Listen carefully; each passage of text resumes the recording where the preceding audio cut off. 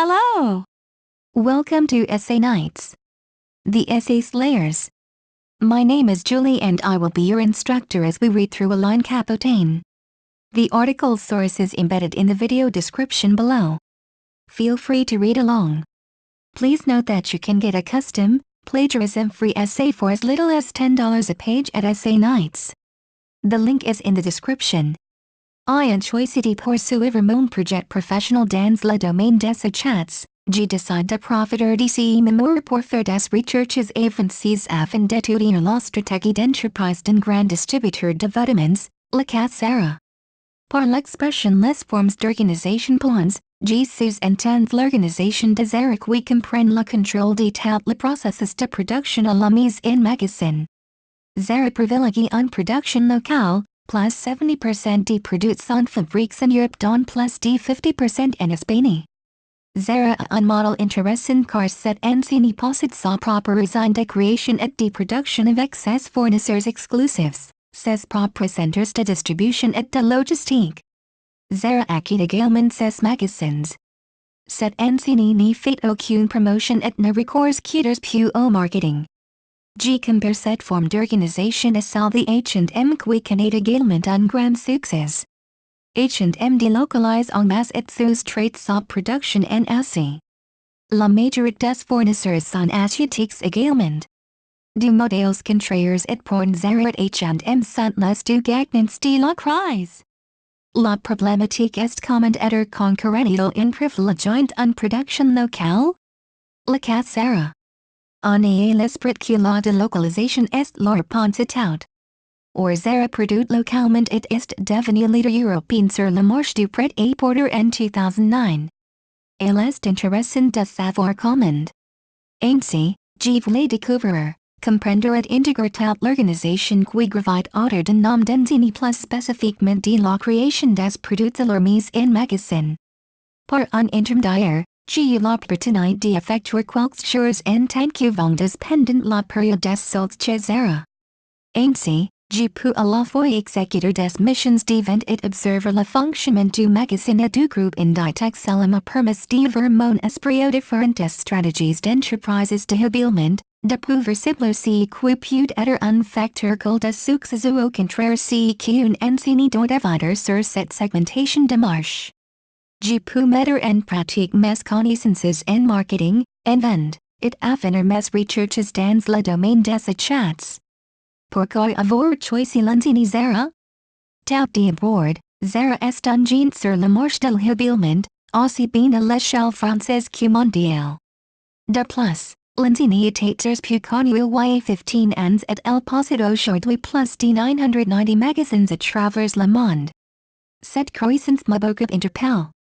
Puis, la particularité de la chaîne de production de Zara qui permet d'invoir que deux semaines entre la création et l'apparition de produits en réalité curiosité et je voulais faire mourir mon projet professionnel et conforter mon choix vers le domaine des chats. De plus, ce concept qui a fait ses preuves n'est pas copié par d'autres entreprises, ce qui est étonnant pour la croissance du groupe et son expansion. On peut donc se demander ce qui freine les entreprises à considérer le modèle d'Inditex alors que d'autres concepts sont plus facilement développés comme les compagnies aériennes low cost. Enfin, indirectement participe à l'élaboration du chiffre d'affaires, je voulais comprendre l'arrière-boutique de cette grande enseigne. Il n'y a pas de mode si elle ne descend pas dans la rue, Coco Chanel, Sommaire, Introduction à la marche textile, et Évolution du marché. 1. Historique, 2.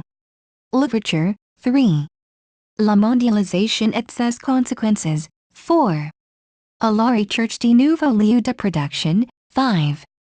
Un nouvel axe stratégique, la création de grandes centrales d'achat, b le marché actuel du textile et de l'habillement, 1. Un état des lieux du secteur en France, 2. L'évolution du secteur, 3. Une réglementation contraignante, 2. Inditex, un géant sur le marché du textile, et la présentation et évolution du groupe, 1. Son historique, 2. Ses valeurs, 3. Son concept, b un panorama sur les enseignes du groupe, 1. Bershka, 2. Massimo Dutti, 3. Oisho, 4. Pull and Bear, 5. Stradivarius, 6. Zara Home, 7. Uturkci Les Resultats Group, 1. Sun Benefice, 2. Ses Ventas et Son Chiffre d'Affaires, 3. Sa Cotation en Bourse, 4. Sa Presence Internationale, 3. Zara, Pret-à-Porter, A Présentation de l'Entreprise, 1. Sa Formule, Ses Valeurs, 2. Sun Concept, 3. Mon analyse soit les calls de la réussite Zara, 1. La Création, 2. Des Chats à la Production, 3. La Logistique, 4. La Methode Marketing, 5. The Marketing Mix, 6. The Merchandising, Zara et son Expansion, 1. Ses Differentes Strategies d'Expansion, 2. Sa Stratégie de Diversification, 3. Ses Projets, 4. Les limites d'Essai Model, à une concurrence accrue, 1. La casse de H&M, c'est la question de la non-delocalisation, 1. 2. Conclusion, Sources, Annex, Introduction. In 2009, la consommation de habilement baissé de 5% par rapport à 2008.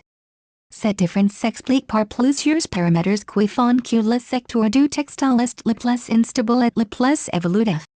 En base du pouvoir d'achat, en base du moral des Français, une collection qui n'y plaît pas, un événement médiatique qui freine l'achat, la casse de l'offre, des polémiques sur la qualité des conditions météorologiques difficiles et bien sur la crise, le secteur de l'habillement est assez sujet à des bouleversements comme les produits chinois qui inondent nos marchés ou encore une redéfinition des politiques menées pour renforcer les délocalisations dans les pays banquets. La mondialisation et la concurrence accrunent fait qu'exacerber la compétitivité, et les entreprises textiles doivent rivaliser des stratégies afin de diminuer les coûts et se démarquer. Dans un contexte d'instabilité, les entreprises textiles doivent adapter une stratégie gagnante, de la création du produit à l'achat de chez en magasin par les consommateurs afin de ne pas se faire éjecter. Le marché de l'habillement et du prêt-à-porter est dominé par plusieurs grands groupes européens et mondiaux dont H&M, Gap, et Inditex, Société d'Hygiène Espagnole qui possède l'enseigne Zara.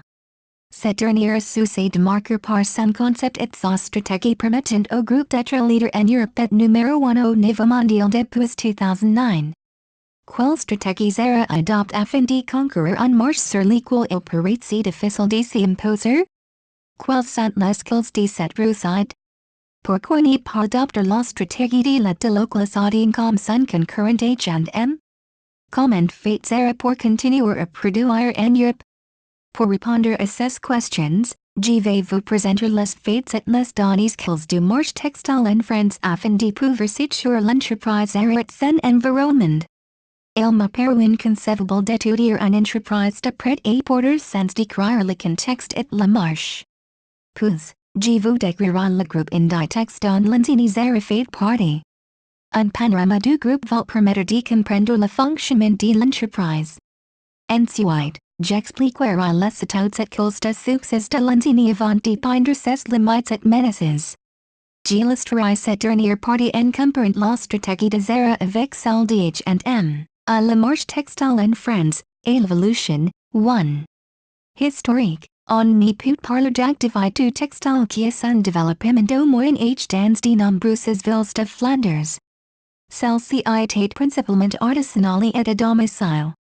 Les matières premières telles que la laine qui étaient destinées aux ateliers du Nord étaient importées d'Angleterre ou des Pays-Bas, les étoffes de ces localement étaient exportées par la porte de Brugge. Ce développement de l'artisanat et des métiers tisseurs s'est fait principalement dans les villes frontalières telles que Tournai, Roubaix, Lille. Les paysans travaillent dans cette activité en complément des revenus agricoles et nourrir leurs familles nombreuses. Le textile était donc à ses débuts, une activité de compléments de la culture du sol. Au XIe siècle, l'activité textile a connu une grande évolution suite à la révolution industrielle. La confection et la fabrication c'est derrière dans les usines qui ont remplacé les manufactures details modestes. Les mutations technologiques ont modifié les traditions des artisans fileurs et tisserands, la machine à vapeur a remplacé la machine à chevaux. La mécanisation et l'introduction de l'électricité touchent progressivement à la filière. Ainsi en 1869, il y avait plus de 1200 moteurs mécaniques à Rubik's par exemple contre 4000 en 1863. La France a ainsi profité de la croissance de son secteur textile. La taille des villes augmente grâce à la croissance des usines et à la construction de nouvelles. Rubik's est l'exemple type de la créatrice d'employeurs du développement de l'activité. Rubik's ou la ville au mille Kamenis a connu la plus grande croissance aux XIème et début du XXème siècle. Rubik's est sa jumelle tourcoing en un rôle mondial avec un total de 11% des effectifs de la branche textile en France. Le Nord apparaît donc comme la première région textile de France avec plus de 90% la production nationale de lin par exemple. Cette période correspond à l'âge d'or des usines textiles dans celle de la famille Maud, les filatures Agage, Hude, Saint-Leger, II. La période de l'ouverture, au XXème siècle, le Nord s'est développant rapidement s'est servi de satellites dont il disposait d'étrangers afin d'augmenter sa production et réduire ses prix. On parle alors du travail à façon, en époque à laquelle, les industriels du textile faisaient fabriquer à l'étranger, principalement au Maghreb, Maroc Tunisie. Ainsi, l'exportation française commence avec ses anciens territoires colonisés dans lesquels le savoir-faire technique et le matériel de production étaient en voice. On peut parler des premières délocalisations, puis, de nombreux pays ont attiré les dirigeants des entreprises. La concurrence des ateliers des pays du tiers monde de la main-d'œuvre n'est pas chère et les charges sociales faibles est un relight. La France alors cherche à produire à l'étranger, du Maghreb en passant par les dragons asiatiques, puis par les tigers et enfin actuellement par la Chine. 3. La mondialisation et ses conséquences. Avantages antérieurs. Événements majeurs.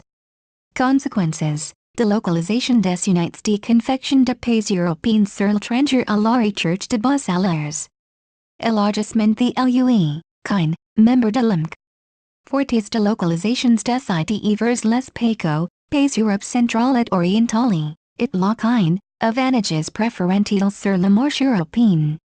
Generalisation progressive des préférences tarifaires. Forte concurrence sur les marchés d'exportation, UE, perte de marchés potentiels, forte protection du marché intérieur. Engagement de l'Europe vis-à-vis de l'UMC, entrée en vigueur des engagements dans le cadre de l'accord de libre-échange dans l'UE. Pénétration des importations destinées à la consommation, la question de la délocalisation économique s'assied hors des débats. La délocalisation économique a eu lieu tant dans le nord de la France et s'est traduite comme un transfert d'activités, de capitaux et d'emplois in des régions du monde ou des pays bénéficiant d'un avantage comparatif téléphone Q, des coûts plus bas, section au niveau des salaires, section au niveau de l'acquis aux ressources naturelles, section au niveau de la fiscalité et de la réglementation qui sont plus attractives, un pôle de compétences technologiques, le know-how. Un marché local assurant des débouches plus vastes ou exploiter, des infrastructures mieux adaptées, si implanter à l'étranger permet d'exploiter un avantage comparatif. Ceci pouvant être la taille, la marque ou la technologie. Si processus découle de facteurs déterminants comme la réduction des coûts, la recherche de nouveaux marchés, d'améliorer la compétitivité globale des entreprises. Des 1990, le textile français et plus particulièrement la filature doivent faire face à de profonds bouleversements. La quasi-totalité de la production est soustraite ici qui s'est traduite par un perte significative d'emploi dans l'industrie textile et l'augmentation des délocalisations vers des pays plus attractifs et plus compétitifs. Mais ces pays ont aussi reposé par des efforts de formation. En France par exemple, nous avons un secteur intensif en main-d'œuvre qualifiée contrairement aux pays à bas coûts. Les pays industrialises conservant à los desavantages concurrentiels comme la technologie et le savoir-faire. De plus, nous pouvons encore compter sur des entreprises productrices de textiles comme celle du luxe et de l'innovation. La France est une référence dans ces domaines et a sucre de nouvelles activités de stratégie d'innovation, de conception, de qualité, de réputation et de satisfaction du client. 4. À la recherche de nouveaux lieux de production, après la suppression des quotas textiles internationaux au 1 janvier 2005, les pays en voie de développement ont compris que ces spécialistes dans l'industrie textile permettraient de leur assurer une insertion internationale et donc une source de construction économique. The agreement on textiles and clothing, ATC, est une mesure mise en place par l'ONU, limiting l'importation en provenance des pays producteurs comme l'Asie. Les grands gagnants de la mondialisation sont la Chine, l'Inde, la Bangladesh et le Sri Lanka qui offrent de grandes quantités de vêtements, de tissus et de fils. Cependant, cette situation mise quelques des pays en retraite, tels que le Maghreb qui du rigueur. L'hégémonie de l'Asie est quasi totale, 80% des exportations mondiales interzones alors qu'il n'en est que 15%. On peut donc parler d'une délocalisation massive de la production au profit principalement de l'Asie. Voici un schema recapitulatif de 2004-2006 des importations de habillement de l'UE des 25 millions d'euros. En distinct dans ce schema le fait de la levée des quotas sur le commerce international. Nous pouvons distinguer plusieurs zones, la zone euro-méridienne, cette zone, comprenant les pays du Maghreb, est déjà bien installée de par son histoire dans le commerce textile avec l'Europe. Elle a dû faire face à une forte concurrence des pays asiatiques mais fait aujourd'hui figure de pays émergents. L'Europe de l'Est, largement sacrifiée dans le passé au profit de l'industrie lourde, ces pays restent désormais des réserves de productivité importantes pour le développement du secteur textile. La politique de proximité du marché doit s'appuyer sur le concept de chaîne de valeur de la marchandise et cette valeur ajoutée peut être un avantage concurrentiel certain de la Roumanie sur la Chine par exemple. Le déploiement de l'Asie, la Chine est la grande gagnante de la mondialisation. La production de masse, la flexibilité, la déflation continue des prix lui est associée. La Chine est un pays producteur incontournable. Les prix chinois deviennent la référence pour l'industrie textile. En voici l'illustration pour un t-shirt en coton vendu 3 euros, cette zone comptabilise également l'Inde, pays qui représente une réelle opportunité de marché en termes de clients et de production. Le Bangladesh en fait également partie, sans prétendre à la même fascination que la Chine ou l'Inde simplement à la même attractivité, le Bangladesh possède un fort potentiel de développement. 5. Un nouvel axe stratégique, la création de grandes centrales d'achat, afin d'adapter aux bouleversements du marché textile des années 1980, les entreprises ont cherché d'autres moyens que la vente pour augmenter le chiffre d'affaires. Comment rester compétitif en des unités de fabrication dispersées à travers toute la France face à la délocalisation des usines? La solution est donc la création de centrales d'achat. Cette nouvelle organisation a permis de regrouper les commandes d'un ensemble d'entreprises pour produire à l'étranger. La centrale d'achat est donc une nouvelle organisation dont l'activité réside dans la gestion des achats et les regroupement afin d'acquérir des tarifs avantageux. Après l'étude des produits et la recherche des fournisseurs, la centrale d'achat acquitte donc directement aux fournisseurs pour son compte et revend par la suite les produits à ses adhérents. La création de ces centrales d'achat a permis de passer d'une production nationale à la recherche de la qualité en production internationale et à la recherche de prix avantageux et les plus bas du marché. B. Le marché actuel du textile et de l'habillement, 1. Un état des lieux du secteur en France, le secteur textile habillement, la consommation de vêtements et de textiles a baissé de 2% en 2009 suite aux effets de la crise pour la deuxième année consécutive. La consommation textile habillement fut de 68 milliards en 2008 contre 29,3 en 2006. Les données et leur analyses, comparison entre 2006 et 2008, L'Industrie Textile N 2008, Enterprises, 804, Employ 82,160. Salaries ouvriers, salaries ETAM, salaries cadres. 49%, 37%, 14%, CAN millions D. 13, 8, exportations and milliards D. 8, 8, importations and milliards D. 12, 9, employees at agents de Montries, L'Industrie Textile N 2006, Enterprises. 947, employ 86070. Salaries ouvriers, salaries ETAM, salaries cadres. 53%, 34%, 13, CAN millions D. 14, 6, exportations and milliards D. 8, 4, importations and milliards D. Sependon N 2008, La France augmente la foisses importations en provenance de l'étranger avec un tet locanet à la foisses exportations en faveur de ses clients européens principalement même si le climat est morose dans les autres pays européens. En effet, sur la même période de 2008, la consommation de habillement a diminué en Allemagne, -1% par rapport à 2007, en Italie, -2% en Espagne, -5%. Sur le Royaume-Uni augmente sa consommation, +0.2% par rapport à 2007. Sur le graphique des données suivantes, on remarque que la France continue d'exporter en Europe à réduire la baisse de consommation et de diminuer ses exportations vers les États-Unis et dans les pays de l'Est, ce qui explique donc l'augmentation générale des exportations. En ce qui concerne le sourcing, le plus grand fournisseur de la France était le Canada. 5 milliards d'euros en 2008 sachant que les importations globales textiles de la France ont représenté 12,9 milliards d'euros. Analyse, le secteur du prêt-à-porter, le chiffre d'affaires du marché du prêt-à-porter était de 17 milliards d'euros en 2008 en baisse de 3,4% par rapport à 2007. Analyse, bien que la consommation des Français a diminué dans le domaine du textile et de l'habillement, les canaux de distribution, au cours des 20 dernières années, l'industrie textile a perdu 2/3 de ses effectifs. De nouvelles chaînes logistiques et l'apparition de centrales d'achat ont transformé la distribution.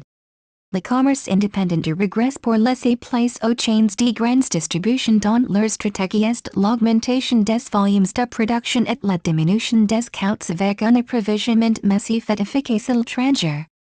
Les chaînes spécialisées relasent la plus grande part des dépenses pour l'habillement, au détriment des magasins indépendants et des grands magasins généralistes.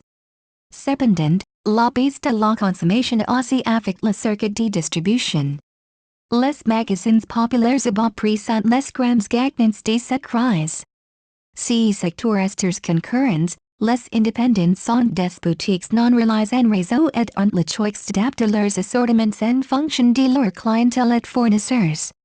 Les magasins populaires sont des magasins à rayons multiples et qui ont souvent un rayon alimentaire. Monoprix, la vente à distance, les produits vendus sont présentés en image, sur catalogue ou par Internet. Les redoute. Les grands magasins font au minimum 400 m2 et peuvent atteindre des milliers de références. Ils s'achètent le plus souvent devant en libre service. Les chaînes spécialisées sont des magasins en réseau qui partent d'un concept commun et doivent posséder au moins 4 points de vente de la même enseigne. Elles regroupent les magasins en centre-ville sur des surfaces de moins de 400 m2. 0 Les GSS sont des chaînes de plus de 400 m2 situées en périphérie. La Halle, Kiabi, 3. Une réglementation contraignante, il existe beaucoup de règles dans le monde de la distribution. Elles font références au code du commerce, principalement pour les soldes et les promotions, au code civil, par exemple pour vices cachés, au code du travail, par exemple pour ouverture le dimanche. Toute cette réglementation est contraignante pour les anciens commerçants. Elles concernent les promotions, les soldes, les magasins d'usine, les ventes avec rabais, les liquidations de stock, les ouvertures le dimanche, le développement durable, tout se spécificite sans regroupes dans le même français Lefebvre sur la distribution, disponible à la Chambre de commerce. Cette lord réglementation permet cependant de lutter contre la contrefaçon. Elle concerne 57% du commerce mondial soit plus de 350 milliards d'euros en 2009 en France, plus de 20% des produits contrefaits concernant les produits textiles. 2. Inditex, un géant sur le marché du textile, et la présentation et évolution du groupe, once un historique, Inditex est un groupe espagnol, premier groupe de confection textile en Europe et troisième sur le plan mondial après les magasins Gap. Il possède plus de 3,500 établissements dans 68 pays d'Europe, d'Amérique, d'Asie et d'Afrique. Autre qu'Zara, la plus grande de ces marques, Inditex possède 7 autres formats, Pull and Bear, Massimo Dutti, Bershka, Stradivarius, Oysho, Zara Home, Itu Turk, associés en centaines de sociétés les différentes activités impliquées dans la création, la fabrication et la distribution textile. Inditex associe imposer mondialement grâce à un concept original, fond sur la réactivité de la demande, l'innovation et la flexibilité, en mêlant la créativité, le design de qualité. La première boutique Zara ouverte s'esport en 1975 à la Corrigan, nord-est de l'Espagne, où le groupe débute son activité et doit implanter actuellement son site social. Son fondateur est Amancio Ortega Gon, spécialisé dans le secteur de la fabrication textile. Visionnaire et envol permanente, il a su faire grandir son groupe Inditex, fondé en 1985. En rachetant soit des sociétés existantes comme Massimo Dutti en 1995 et Stradivarius en 1999 soit en les créant. Pull and Bear en 1991, Bershka en 1998, A9AYTZ2PZ7 en 2001, Zara Home en 2003 et enfin Uturka en 2009. Ortega assume une politique d'ouverture internationale rapide pour conquérir l'Europe l'Amérique, l'Asie et enfin l'Afrique. Si grand patron lance en 2001 une fondation qui porte son nom, dont le but non lucratif de promouvoir des activités dans les domaines de la culture, de l'éducation, de la recherche et de la science. En privé comme en public, c'est un homme très discret qui refuse la médiation, son groupe ne possède pas plus de 2 photos de lui. Il est aussi très proche de ses employés, il n'a pas de bureau de directeur général. Il travaille dans le même habitat que ses collègues. Ancien tailleur, Ortega a réussi rester simple et c'est cette personnalité qui définit les valeurs et le concept du groupe. 2. Ces valeurs, Inditex entretent une réputation d'entreprise responsable et socialement engagée qui passe par le développement d'un modèle commercial transmis aux différentes enseignes. Les objectifs commerciaux du groupe est de développer des projets durables et de grandes envergures qui mêlent la rentabilité dans les résultats et le dialogue avec les différents acteurs, les fournisseurs, les employés, les clients, les actionnaires. Inditex se distingue par la transparence des activités et résultats de l'entreprise ainsi que celle du développement des différentes stratégies. En effet, le groupe diffuse toutes les informations dans des dossiers de presse et brochures téléchargeables sur Internet.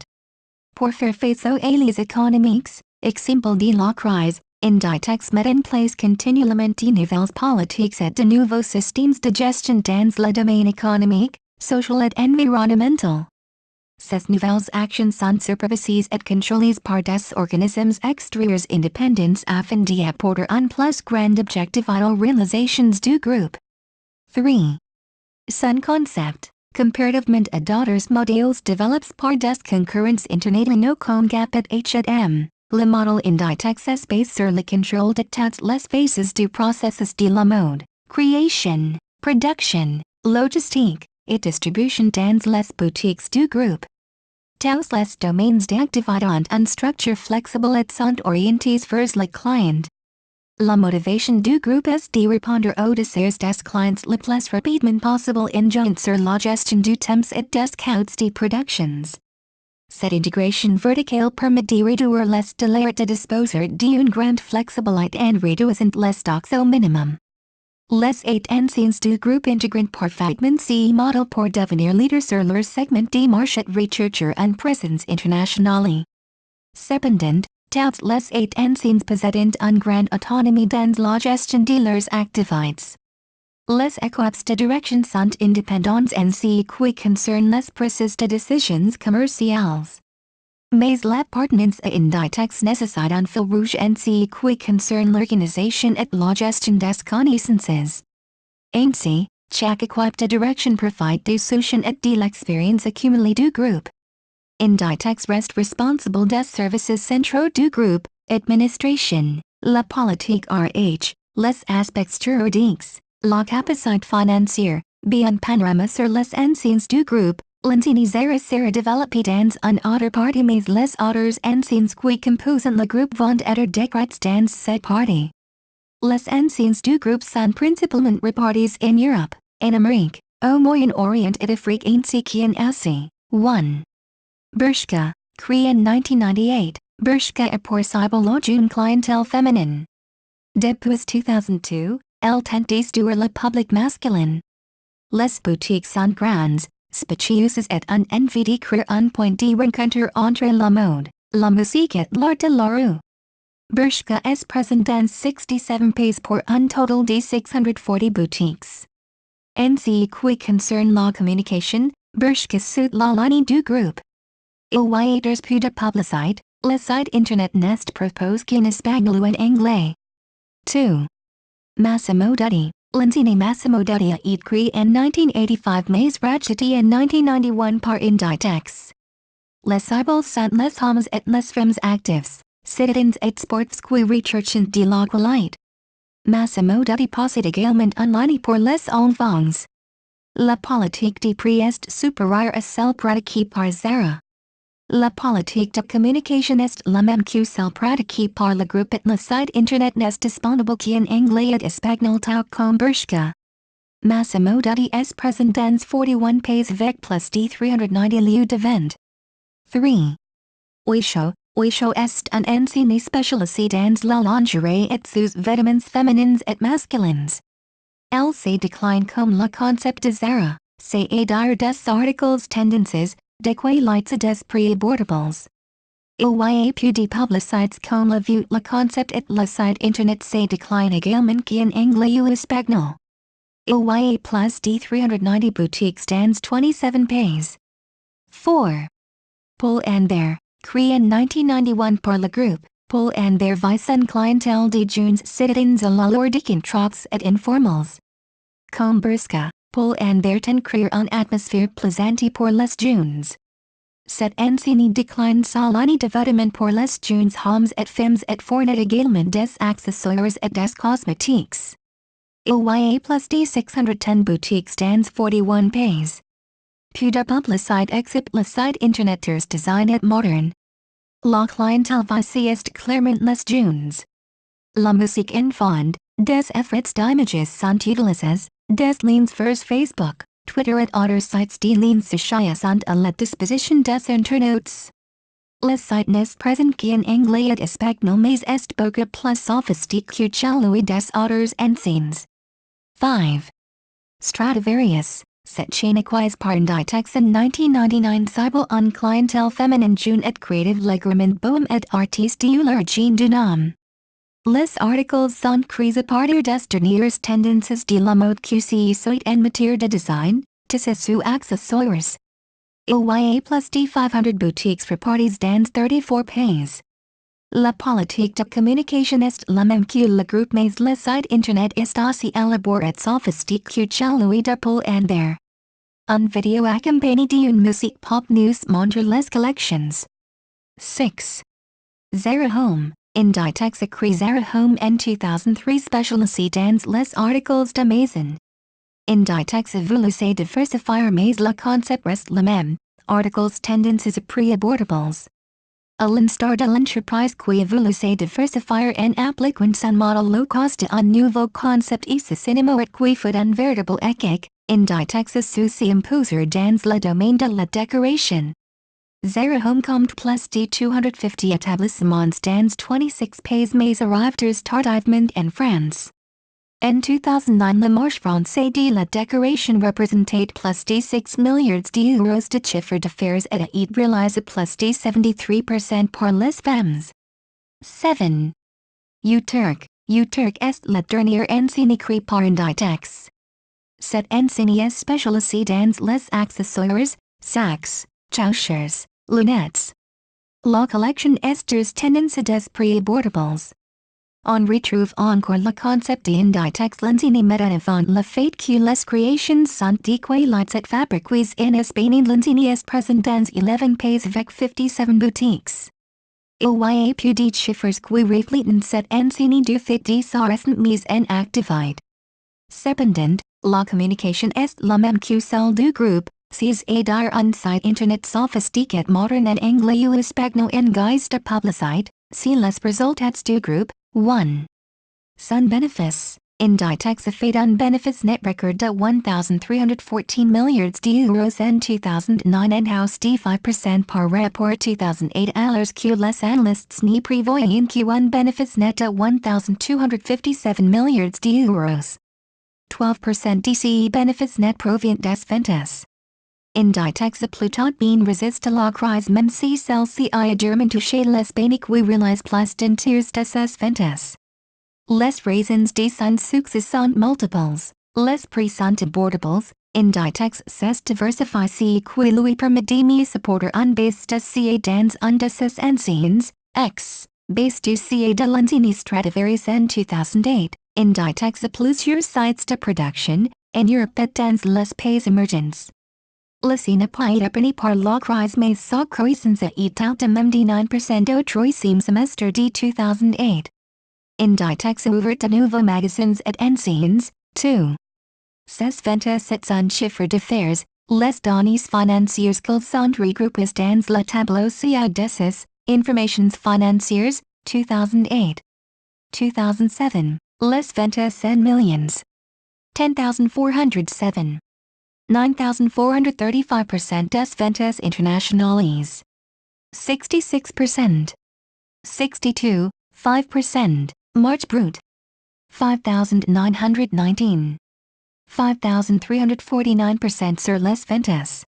56, 8%. 56, 7%, Antoine, Ditex privilégie l'autofinancement, génère par un cash flow en hausse de 32% en 1999, it réinvestit ses bénéfices. L'enseigne zéro cristallise 90% de l'activité du groupe. 3. Sa cotation en bourse, Inditex est coté en bourse depuis mai 2001 après avoir réalisé une offre publique de vente d'actions. Cette cotation a fait naître un grand intérêt de la part des investisseurs du monde entier, avec une demande d'actions supérieure de plus de 26 fois au volume de l'offre. Ces actions sont présentes dans les principaux indices boursiers internationaux et sa capitalisation dépasse les 35 milliards d'euros en cette année 2010. Au début de l'année 2008, l'action Inditex a perdu près de 15% de sa valeur. Les investisseurs craignent un ralentissement de l'activité économique espagnole. En 2009, les valeurs de l'action augmentent du fait de la solidité du groupe face à la crise. Les investisseurs ont choisi des valeurs sûres. 4. Sa présence internationale, depuis 1991, toutes les marques du groupe suivent la logique suivante. Ouverture de nombre restreint de magasins dans un pays d'un plus augmentation progressive de ce nombre. Dans la plupart des cas, Zara est la première enseigne à se développer dans de nouveaux pays et grâce à son expérience a pu faciliter l'expansion des autres enseignes. Lors de la création d'Inditex Ortega a développé son groupe en Espagne jusqu'à arriver à saturation du marché domestique dans les années 1980. Ortega a dû mener une politique d'expansion et s'attaque au marché européen dans les années 1990 puis fin des années 1990 aux marchés outer-Atlantique, Amérique du Sud, en Asie, Japon, Chine, Corée du Sud, et au Moyen-Orient, Bahreïn, Dubaï. Son expansion réside donc principalement par l'internationalisation. Les raisons de l'internationalisation sont multiples, accroissement des ventes, en 2009, La raison de la croissance du chiffre d'affaires du groupe est l'ouverture des nouveaux magasins en Russie, en Corée, durant l'année, car ces ventes dans les magasins ouverts depuis plus d'un an sont restées stables. Dies 3 ans, Inditex prévoit de réaliser 50% de sa croissance en Europe, or Espagne, 20% en Asie et 10% en Amérique.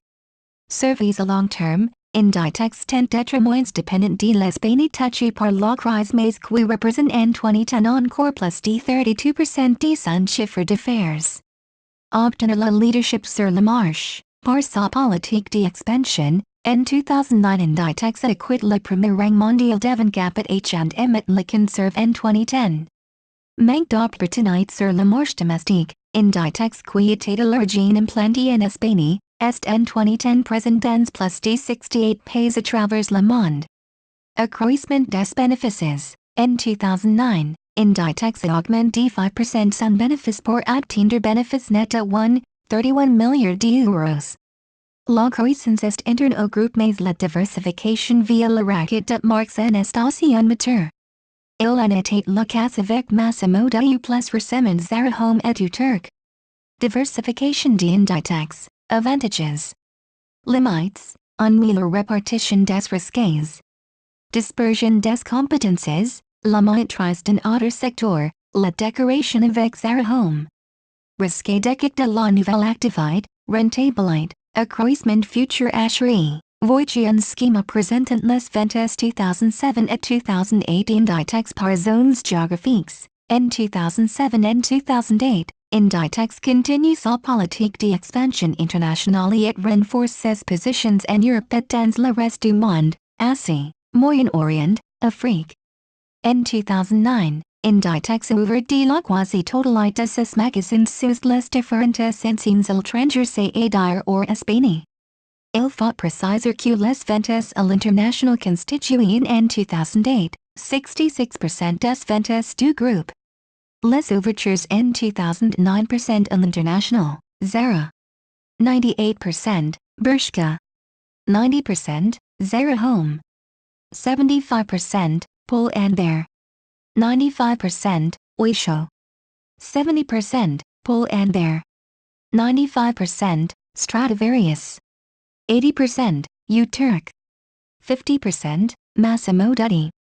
98%, Inditex implanté ses magasins à travers le monde mais en 2009, il décide d'utiliser un autre mode de développement international, une alliance, ou co-entreprises, avec l'industriel Total afin d'implanter ses magasins en incurrent 2010. Inditex contrôlera 51% de l'entreprise alors que train limite appartenant à Total possédera les 49% restants.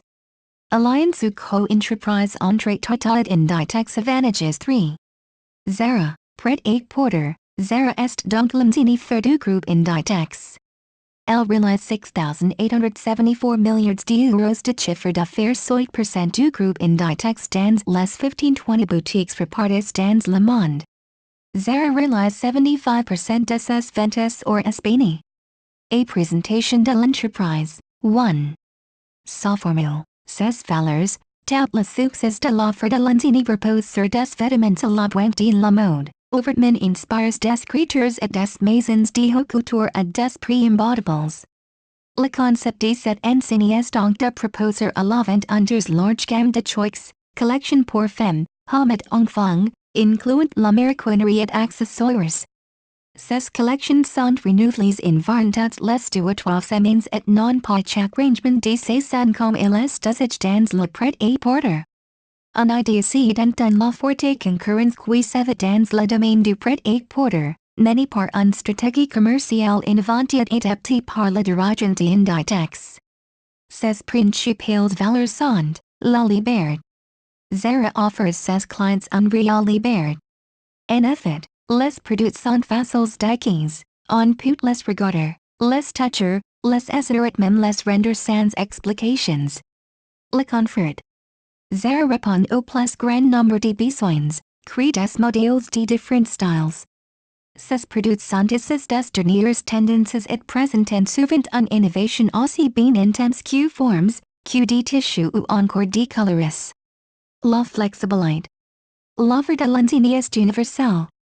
Les modèles sont présents coordonnés selon les tendances de la mode, la responsabilité, aux politiques environnementales, zéro souhaite participer au développement durable de la société et de l'environnement avec lequel elle est en relation.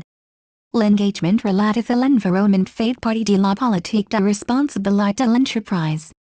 Exemple, dans les magasins, l'énergie est économisée, magasin éco-efficace, le personnel réduit au maximum la production de déchets et recyclant ces derniers. Dans les services proposés aux clients, les emballages sont des sacs en papier FSC et biodégradables, avec les produits, les tissus sont écologiques, coton, les chaussures vendues dans fabriques sans PVC. Dans le transport, le combustible utilisé pour le transport est un combustible biodiesel.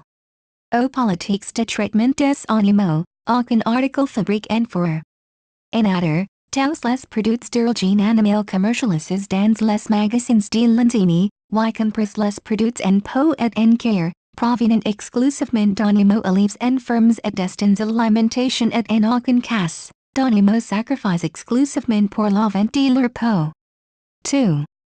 Son concept, l'une des particularités des erreurs que j'ai pu constater à travers mes recherches et mon expérience, réside dans l'organisation de sa supply chain et son contrôle. En effet, la stratégie veut que les éditeurs des boutiques soient renouvelés tous les 15 jours. Ainsi, l'enseigne se distingue par la réduction des délais. De ce fait, entre le choix de commercialiser un modèle et son arrivée dans les boutiques, le délai est de 2 semaines. Alors que les autres entreprises mettent quatre fois plus de temps jusqu'à attendre 6 mois. Alors que les temps sont de la délocalisation, zéro adopte la stratégie suivante, produire le plus possible en Europe dans les usines de l'entreprise. Zéro maîtrise toute sa chaîne de production, le design, la production logistique et la vente. Elle peut ainsi s'adapter quasi en temps réel à la demande. L'intégration verticale consiste pour une entreprise à regrouper plusieurs activités d'une même filière situées à des stades successifs du processus d'exploitation d'un produit. L'intégration dans le cas des erreurs se traduit par l'internalisation d'activités auparavant exercées par les fournisseurs en amont et par les distributeurs en aval. 3. Mon analyse SWOT, strength, un système de production flexible et proche des clients. J'ai pu constater que les vendeuse demandent l'opinion des clients et notent en fin de journée les problèmes constatés ou au contraire les avis favorables sur le modèle. En écoute attentive, il existe une certaine proximité professionnelle entre certains clients et vendeuses. Des clients fidèles viennent plusieurs fois par semaine et que les vendeuses avaient appris à connaître leurs habitudes. Une grande réactivité, du fait du délai de 15 jours entre la création et la mise en magasin, zéro en fait une opportunité pour mieux coller à la moteurs changeante. L'équipe est dynamique et plutôt jeune mais sachant bien manier les techniques de vente et parler en plusieurs langues. Adaptation aux tendances, à la mode, maîtrise des coûts car zéro guère tout le processus de production jusqu'à la vente, un système d'information et de communication intégré tout la filière, fournisseurs, sous-traitants, création, production, une maîtrise totale de toute la filière, croissance interne verticale. Il n'y a donc pas d'impondérables et les délais sont contrôles, la réduction maximale des stocks, les produits ne sont produits qu'à 10,000 to 15,000 exemplaires. Un renouvellement continuel des collections, volonté de diversification et de renouveau perpétuel. La création de l'événement et de l'oreille par la multiplicité de l'offre et un renouvellement fréquent encourage l'achat impulsif, utilisation d'une méthode marketing adéquate. Il m'arrive de m'occuper de changer la vitrine 2 fois par semaine et de réorganiser les rayonnages. Peu de franchises, contrôle de l'image de marque remontées d'informations importantes, emplacement stratégique du réseau de distribution. À Londres, en plein centre-ville et commercial, présence internationale, 68 pays, renforce l'image de marque sa base de clients, weakness, extensibilité du modèle, satisfaction globale difficile. Model de luxe à disposition de toutes les bourses mais n'aura pas capté la totalité des cibles disponibles. Les clientes a growth budget ni chatterons cuters pu sur les produits et les clients a petty budget devront faire face à leur relire malgré les prix abordables. Même citers mode, les produits zara sont souvent percus comme maltails. Il n'est pas devoir un vingtaine de centimètres faire recourse sur les pantalons pour les français par exemple. Aussi, les tails sont souvent plus petits que les tails standards. La qualité du produit n'est pas toujours au rendez-vous. Le produit zara vieillit mal. Quant à la distribution, fréquence d'approvisionnement des magasins, two livraisons de 2,000 pieces hebdomadaires dans chaque magasin. Coûts de fabrication 15 à 20% plus cher que les concurrents, manque d'économie d'échelle, la non-délocalisation n'est pas un avantage, la variation du cours du dollar par rapport à l'euro. En effet, en produisant en Espagne, en ditex países produits en euros, si qui peut être désavantageeux lorsque l'euro est fort par rapport au dollar, comme c'est le cas actuellement. Un autre limite provient des questions liées au système de sous-traitance combine la production en Espagne, qui sont les sous-traitants qui assurent l'assemblage des vêtements zara en Espagne? N'y a-t-il pas recours à l'économie souterraine? Zara annonce être complètement intègre avec ses 20 usines espagnoles. Cependant le nombre de salariés réels de Zara n'y peut assurer la production complète.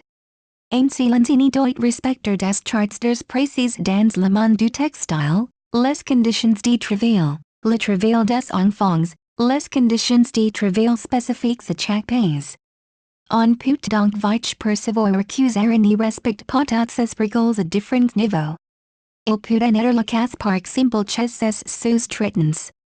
Selon un audit remis par une association au Maroc, un sous-traitant faisait travailler des enfants de 13 à 16 ans sur des machines dangereuses. Les conditions n'étaient également pas respectées pour les femmes enceintes qui étaient facilement licenciées. Un quarter des vêtements conquis dans ces ateliers marocains étaient pour Zara.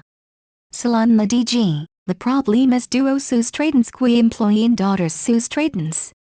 Opportunity, penetration du marché américain et asiatique. Emergence de nouvelles classes consommatrices et adeptes de la mode occidentale en Asie. Gap situés en moins les consommateurs américains, Zara l'opportunité d'investir le marché de l'habillement, vente de produits en ligne, améliorer et développer le site internet. Publicité, investir davantage, threat, une concurrence importante, Zara est en concurrence perpétuelle avec H&M ou encore Gap et Promoud. Il faut sans cesse innover et être réactif. Un menace asiatique, c'est un fait, faire en Asie fable est devenu un réalité. Il est difficile de rester toujours productif lorsque les pays émergents font toujours moins chers. B. Les calls de la site Zara, J-15, création au siège central de la Carogan, J12, coupe, numérique et guerre par un ordinateur dans un des usines en Espagne, J5, confection, réalisé par un sous-traitant mais la finition est réalisée dans un des usines du groupe, J3, expedition, selon la destination par vies routières ou aériennes. J. Mise en vente et étiquetage, 1. La création, le modèle traditionnel passe comme base la création, du coup la fabrication. Ce modèle est utilisé par de nombreux acteurs du marché textile de l'habillement. Celui de Zara est un processus inverse, axé sur le client. Il capte les tendances et demandes, qui sont transmises des boutiques à ceux qui créent les collections. La première phase est celle des idées. La deuxième phase est celle de l'observation. Le succès de Zara se trouve dans l'observation extrêmement minutieuse des futures tendances, ce qui permet de faire concordre les produits avec les envies des clients. Zara redessine les incontournables des grandes maisons de couture en pieces abordables pour tous les budgets. Si cet incontournable connaît du succès auprès des consommateurs, il reviendra en moyenne 17 fois par an sur les étagères. L'équipe de création comprend plus de 300 professionnels de la mode. La flexibilité et la réactivité permettent à la marque de s'adapter aux changements susceptibles de se produire en cours d'une saison. Par exemple le scandale de l'offre, alors les informations sont transmises des magasins à l'équipe pour qu'il n'y ait pas de rate, 1% Ihrer Konto 10% por unconcurrent. La creación des modelos era estrellas después la siege central de la marca La Carogan. A La Carogan, également realizé la creation pour les anciens Paul and Bear, Kitty's class, Zara Home Edu Turk. A Barcelone pour Massimo Dutti, Bershka, Stradivarius et Oisho et Alicante pour Tempe, Entreprise spécialisée dans le design, fabrication et distribution des chaussures et accessoires de mode pour les marques filiales du groupe Inditex. 2. Des achats à la production, une organisation qui impose un offre juste et continuellement renouvelée, Lenzini Zara s'engage auprès de ses clients à leur offrir de la mode. Pour ce faire, Zara source continuellement ses magazines afin de pouvoir ajuster les stocks en fonction de la demande et ainsi, de fonctionner en flux tendu. Chaque pièce est produite en petite quantité, environ 10,000, afin d'un code d'écrire un sentiment d'exclusivité chez le client et d'un autre code. Zara peut pallier les possibles erreurs, confection et doit sans se sortir des nouveautés. Un sourcing inhabituel, contrairement à son concurrent agent qui n'est pas aucune sign. La production des pièces est réalisée principalement en Europe dans les usines appartenant au groupe. Dans les 19 usines qui comptent Zara dans le monde, on voit le provisionnement des tissus, le marquage, la coupe et la finition des vêtements, mais soustraite la phase finition. Le provisionnement des tissus, il provient de 100% d'entreprises appartenant à Inditex. L'entreprise comme de telle appartenant au groupe fournira al seul 45% des besoins de tissus finis à la chaîne. La quête de matières premières, la transformation des tissus, le marquage, la coupe, la teinture, le tissu est cru afin de la teindre en fonction des couleurs de la saison, et l'impression sont réalisées, pour le compte de Zara, par comme de tels d'autres fournisseurs de tissus sont aussi en partenariat avec Zara.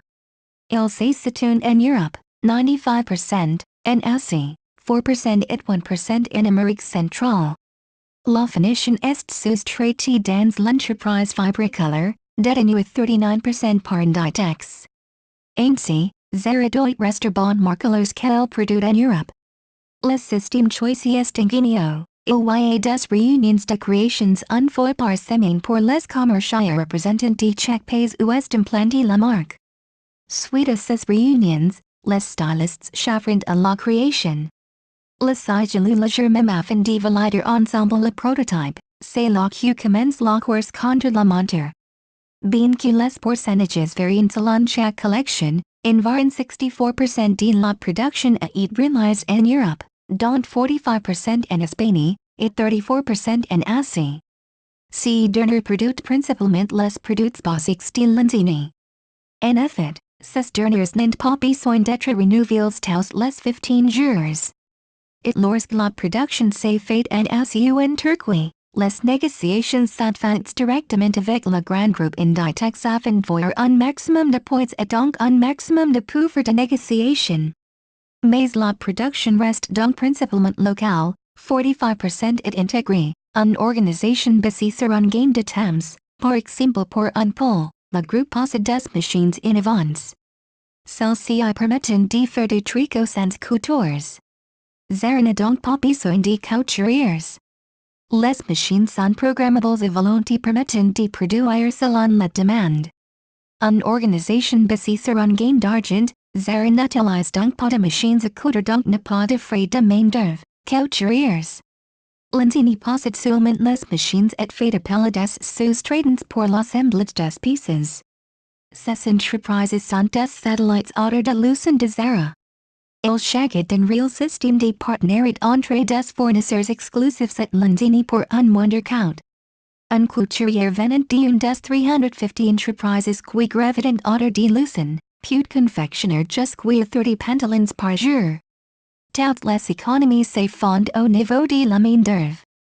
Un pouvoir de négociation important, en Espagne, travailler pour Zara et le groupe Inditex est un facteur de réussite. Le groupe Inditex est un poids économique dans les régions où les usines sont implantées. Zara et Inditex ont l'exclusivité des sous-traitants. De ce fait, Ses sus tradens ni pufen på negocialers pri, ils n'ont pas de marche de manœuvre en termes de prix et de temps, les délais sont courts. De même, ils n'ont pas de contrat commercial écrit, l'intensé fait oralement, par téléphone, étant un que Zara propose 12 collections par an, il y aurait trop de modèles pour pouvoir tout formaliser. L'organisation de Zara est donc bien rodée, hormis pour la sous-traitance, l'enseigne Zara via une détaxe fournit elle-même jusqu'à l'électricité, éolienne, pour faire fonctionner les machines. Aucune dépense superflue. 3. La logistique, les produits confections dans les différentes usines du groupe et précédents commercialisés dans les magasins Zara, sont envoyés dans les centres logistiques qui les distribuent de façon simultanée vers les boutiques du monde entier en fréquence élevée et constante. Ces centres de distribution ont mécanisés recueillent les marchandises et les répartissent dans les différents magasins afin de pouvoir offrir aux clients tout la mode qu'ils attendent et de fonctionner en flux tendu. Les centres logistiques de Zara est situé à la Carogan. Les centres logistiques des autres enseignes sont répartis dans tout l'Espagne. Celui de Saragosse est destiné à acheminer les produits à l'étranger, ou Europe. Les centres logistiques ou centres de distribution sont donc centralisés et munis des dernières technologies et processus automatisés et sont dirigés par une équipe spécialisée qui permettent réduire les délais au maximum. Un magasin recueille du livraisons par semaines, un rythme assez soutenu. Le délai moyen entre la réception de la commande dans le centre de distribution et la livraison de la marchandise dans le magasin pour les établissements européens est seulement de 24 heures.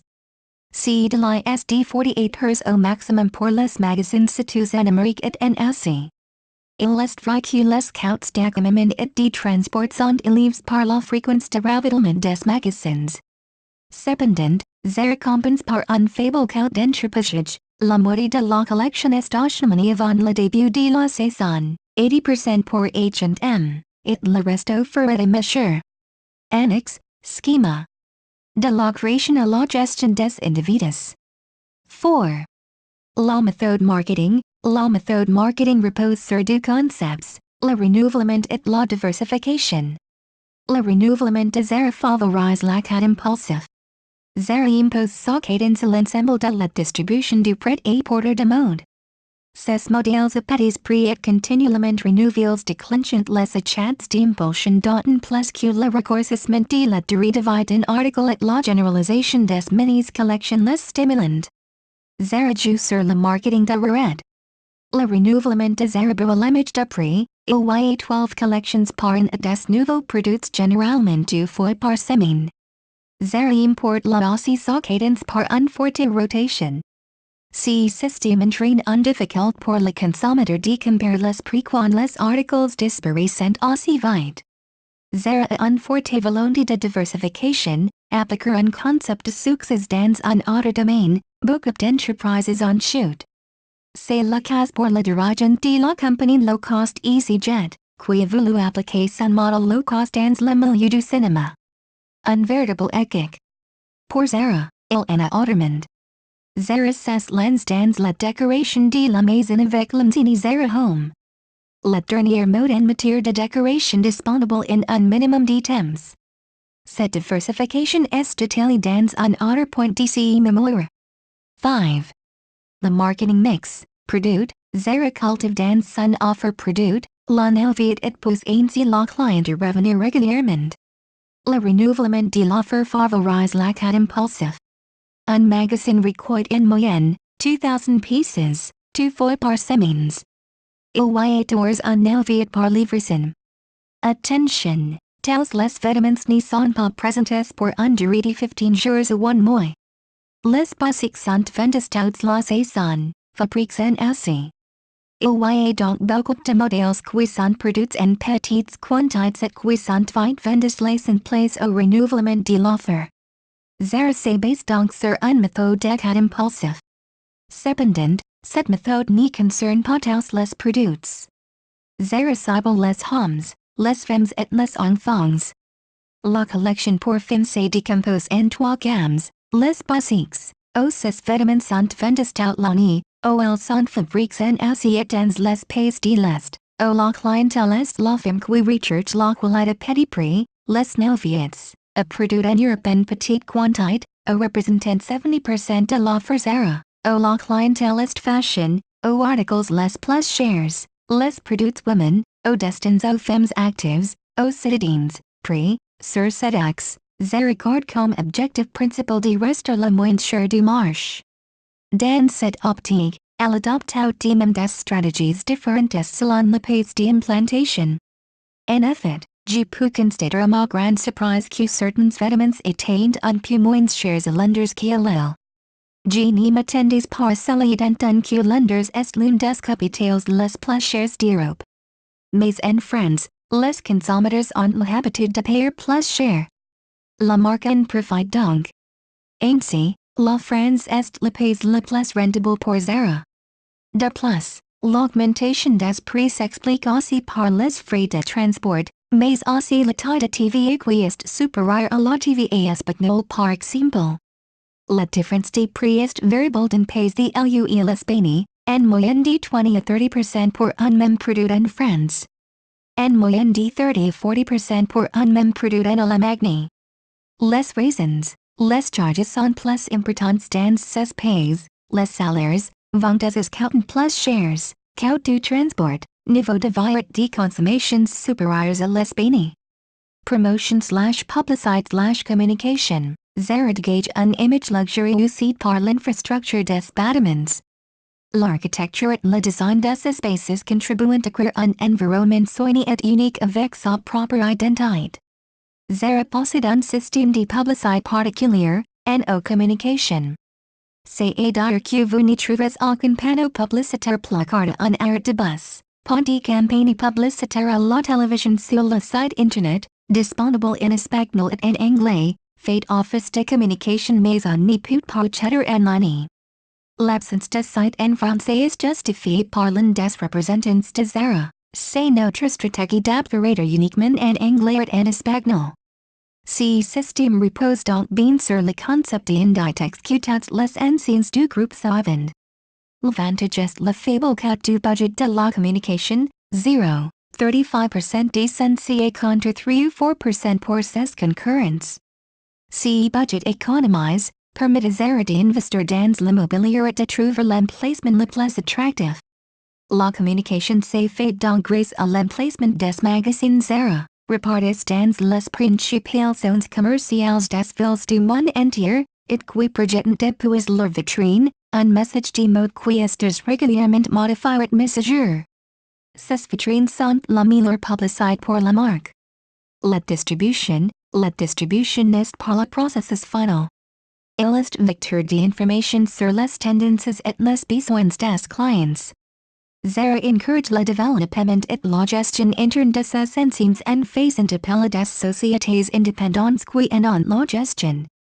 Inditex reste néanmoins l'actionnaire unique ou majoritaire. En 2007, les boutiques à gestion interne représentaient 89% du nombre total de magasins. Zara n'a pas recours à la franchise en France et plus généralement en Europe. Elle développe ses succursales. Cependant, Zara cède la franchise dans certaines zones comme en Algérie ou en Asie. Mais même franchises, ces magasins véhiculent le concept d'Inditex, même personnel, même vitrine, même décoration, même collection, même ligne de conduite. 6. Le merchandising, mise en valeur des produits, Zara s'inspire des boutiques luxueuses pour créer de grands espaces modernes et tendances et qui accentuent le fit psychologique entre un prix élevé auquel s'attend le client et celui visible sur l'étiquette. Les magasins d'environ 1500 m² sont implantés dans les avenues les plus hapides du monde côte des grands noms de la mode. Les magasins se rapprochent donc des grandes boutiques de luxe par leur éclairage, la présentation des collections et des articles qui sont issus des podiums.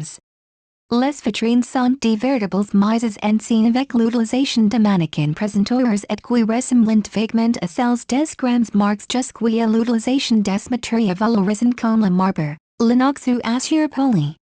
L'Eclair gest compose des spots orientes de manière diffuser un éclair directional vers la produit et de pouvoir l'admirer. La taille des portants est de 1,65 meters, la même que dans les anciennes hautes coutures. La client doit se fait lever le bras pour atteindre le produit. Un fois de gauche, elle se rend compte que question budget, l'article est tout à fait accessible. Une technique bien rodée pour emporter l'attention de ses clientes. C'est grâce à ce redoutable merchandising que l'enseigne est l'un des leaders sur le marché. Les clientes perçoivent l'enseigne comme beaucoup moins cher qu'elle ne l'est en réalité. Les boutiques disposent à l'entrée du magasin et de l'ordre de temps apparent les clientes. Dans l'esprit des clients, H&M le principal concurrent de Zara en Europe, est 15% moins chers. En réalité, les produits de H&M sont 40% moins chers. Zara réussit son pari, créer des confusions en matière de prix à son avantage. Si Zara est son expansion, l'enseigne Zara est présente dans 73 pays avec un réseau de plus de 1530 boutiques situées dans les principales villes du monde. 1.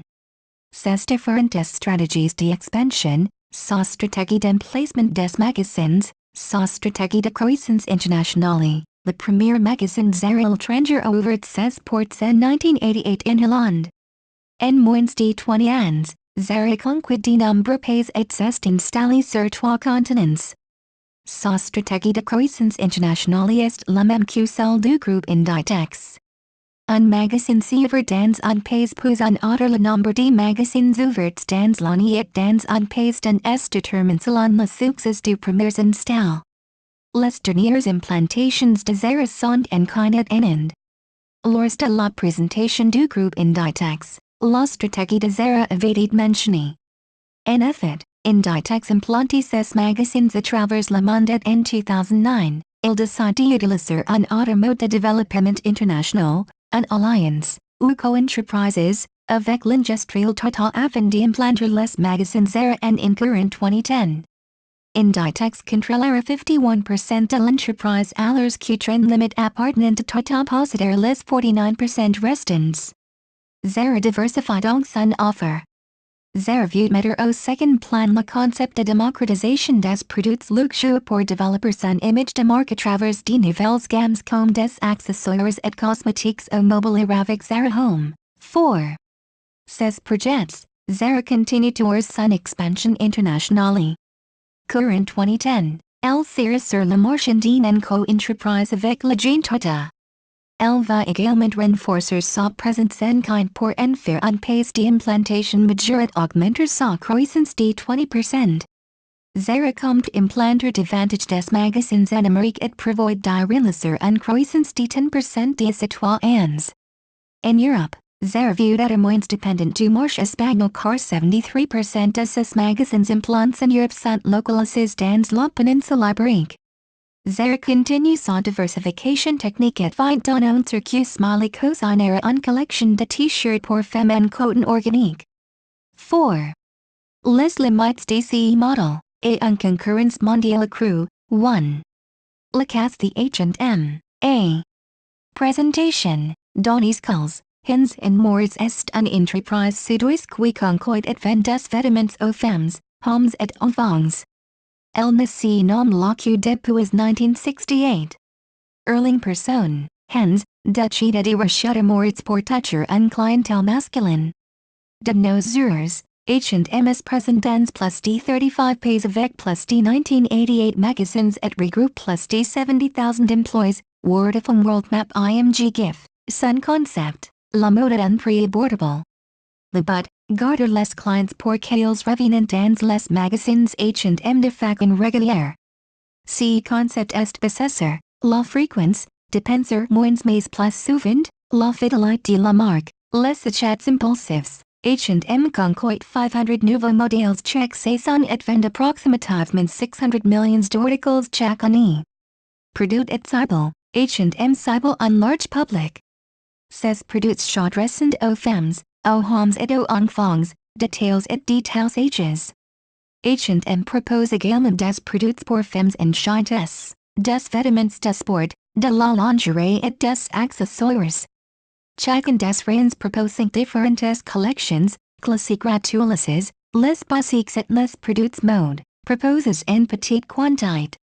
Les systèmes de production, comme de nombreux distributeurs, H&M soustrait la quasi-totalité de sa production.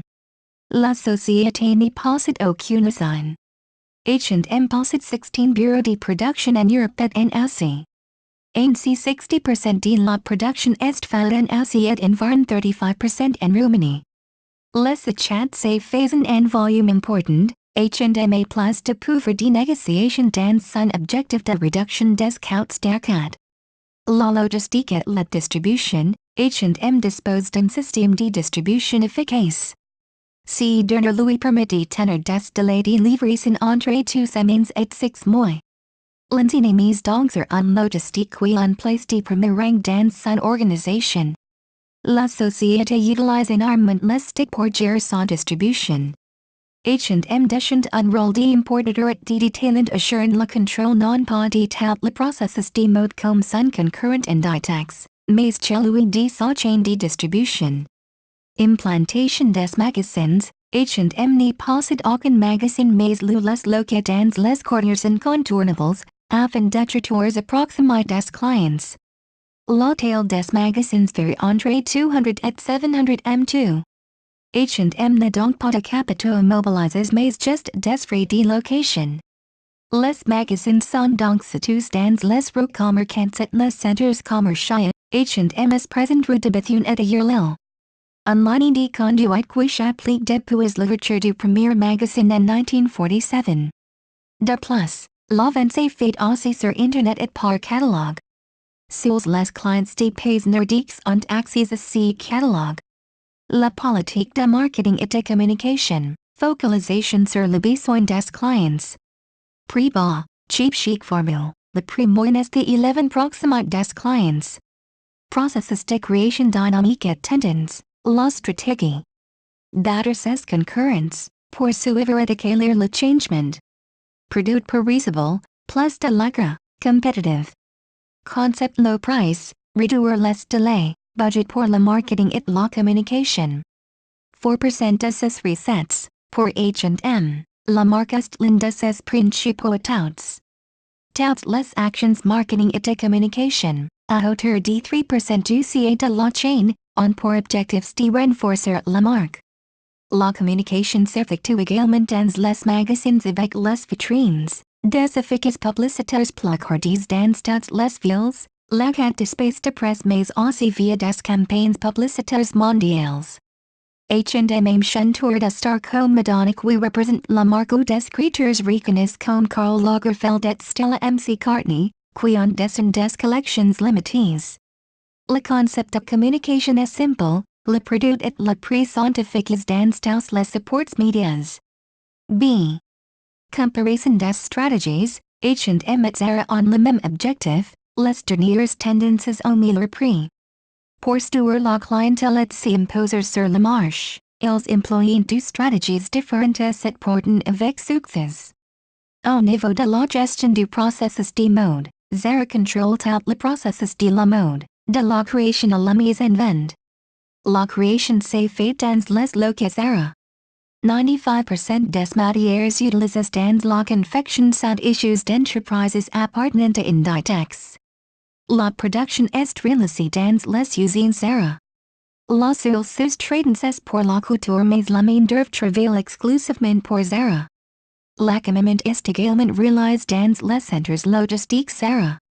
On peut alors parler de gestion locale et centralisée par l'enseigne afin d'adapter la demande du client en un minimum de temps en sur une flexibilité maximale.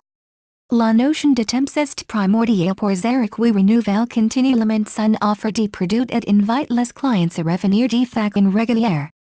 H&M est tout le contraire de son concurrent. H&M crée ses collections à Stockholm, les bureaux de production, en vingtaine, sont répartis entre l'Europe, l'Asie et l'Afrique et soustrait la fabrication en Asie ou en Europe de l'Est. Toutes les matières utilisées dans la conception du produit proviennent de fournisseurs étrangers, de l'Asie principalement. H&M ne possède aucune usine, aucun centre logistique. On pudalers parler d'une gestion régie par la mondialisation et la recherche de main d'œuvre bas prix. Cependant, il apparaît que la délocalisation n'est pas forcément un avantage concurrentiel. Les tarifs espagnols sont de peine supérieurs à ceux de H&M alors que plus de 65% des collections sont issues des usines européennes. Au niveau du temps, les créateurs de H&M imaginent les collections à Stockholm et se désirent la Carogan. Une fois les modèles inspirent des dernières tendances des podiums, c'est le département design at the H&M qui prennent la relève. Plus de 500 professionnels contre 300 chez Zara, chauffant pour les toilines de la marque, pour les femmes, hommes et les enfants. Chaque ligne propose jusqu'à 20 concepts sur lesquels collaborent les stylistes, les modélistes, les acheteurs, les responsables financiers et les chefs de service. Un travail de groupe pour des modèles rentables et à succès. Ces modèles sont envoyés dans les bureaux de production repartis dans le monde et la production peut commencer. Zara est connu pour sa rapidité de création et de commercialisation des produits en 15 jours. H&M ne rivalise pas il n'y a que deux collections par encounter 12 pour Zara et ces deux dernières sont anticipées en un avance. H&M a besoin de 2 à 3 mois pour mettre un produit sur le marché de 2 à 3 semaines pour l'acheter. De plus, le processus quali est plus long chez H&M. Zara connaît la traçabilité de ses matières par exemple alors qu'H&M fait appel à plus de 700 fournisseurs à travers le monde. Il est important pour H&M de tester la résistance des couleurs ou la déformation par exemple. Une concurrence visible dans les points de vente, la dièse la même mais les moyens financiers octroyés sont différents. H&M loue ses points de vente préférence en budget dans d'autres secteurs comme la communication alors que Zara investit dans l'immobilier. Leurs points de vente sont tels que dans l'hypercentre, les rues les plus commerçantes et les grands centres commerciaux. H&M réalise une étude de marché approfondie. Les points traits sont par exemple la démographie, l'emploi, le pouvoir d'achat, la zone de marchandage. H&M loue les locaux s'applique à concevoir et décorer le magasin pour qu'il se rapproche au maximum celui des grandes marques. H&M peut avoir recours à la franchise dans certains pays comme au Moyen-Orient et Dubaï. Zara mène une stratégie de développement de ses enseignes grâce à la gestion de celles-ci par des entreprises indépendantes. Zara a également recours à la franchise même si comme H&M. Ce type de modalité internationalisation ne fait pas partie de sa stratégie commerciale. Cependant, Zara plus implanté dans les grandes agglomérations alors qu'H&M s'installe beaucoup plus facilement en province. La carte géographique représente l'implantation des deux enseignes en France. Au niveau du marketing et de la communication, les deux enseignes ont beaucoup de données similaires, les concurrents, la clientèle, l'implantation, le nombre de magasins. Cependant, elles font appel à des méthodes marketing diamétralement opposées. H&M y mise un gros budget soit 3% de son chiffre d'affaires alors que Zara dépenserait à peine 0,3% de son chiffre d'affaires. H&M utilise tous les types de médias, de la carte d'espace publicitaire dans la presse à la campagne publicitaire à la télévision. Le site internet, proposé dans plusieurs langues, est également un grand vecteur de communication. S'il habite en Allemagne, Autriche, Danemark, Finlande, Norvège, Pays-Bas et Suède, l'achat en ligne est possible. H&M fait appel à des artistes de renommée pour porter et concevoir les produits comme Madonna avec la collection Mirfield et Karl Lagerfeld. Quand ces alliances se doublent alors le résultat est sans précédent. Rupture de stocks en quelques jours. H&M projette un credo efficient clairement le prix du produit dans la publicité. Le prix est le message à faire passer. Ce message, H&M les reliant partout y compris dans H&M magazines à destination des clients et des collaborateurs. L'enseigne Zara cultive la simplicité, c'est la no communication. Le site internet n'est disponible qu'en anglais et en espagnol et il est impossible d'acheter en ligne quel soit le pays où vous résidez. Il n'y a aucune campagne publicitaire à la télévision, Aucune affiche sur un panneau publicitaire la fréquence des nouveaux produits et leurs stories en magazine ne permettent pas l'enseignant de voir le temps de les promouvoir. Zara cultive le marketing de la red. Voici un récapitulatif des données H&M et Zara, Credo, rang mondial, rang européen. La mode petit prix, troisième, challenger. Leader, creation. 1947.